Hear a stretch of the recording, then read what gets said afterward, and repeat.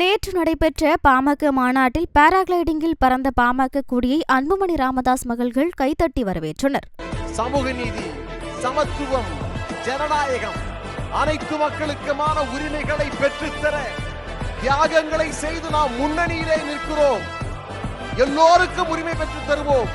வன்னியர் உள்ளிட்ட அனைத்து சமுதாயத்துக்கும் உரிமை பெற்று தருவோம் என்று சொல்லிக் கொண்டிருக்கக்கூடிய இதோ வன்னியர் சங்க கொடி உச்சி வானிலே பட்டொளி வீசி பறந்து கொண்டிருக்கிறது.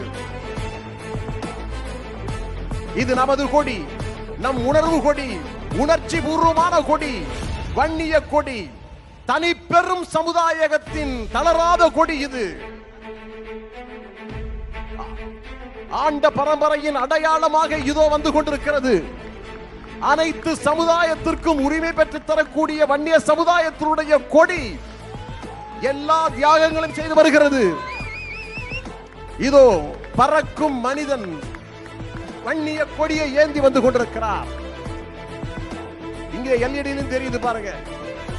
இதோ அவர் பறந்து வருகிறார். மாநாட்டுக்கு மாநாடு வித்தியாசம். வன்னியர்களின் உரிமையை பெற்று தரக்கூடிய இந்த வன்னியர் கொடி இதுதான் தியாகம் செய்த கொடி. பல்வேறு உயிர்களை தியாகம் செய்து அனைத்து சமுதாயத்துக்காக இன்றும் போராடி கொண்டிருக்கிறது மருத்துவர் ஐயா மருத்துவர் அன்புமணி ராமதாஸ் அவர்கள் தலைமையிலே. பறக்கும் மனிதனை தன்னுடைய கையசைத்து வரவேற்கிறார் அன்புமணி ராமதாஸ் அவர்கள். இதோ மருத்துவர் அன்புமணி ராமதாஸ் அவர்கள் இடைவிடாமல் பறந்து கொண்டிருக்கக்கூடிய வன்னியர் சங்க கொடி, எழுச்சி கொடி,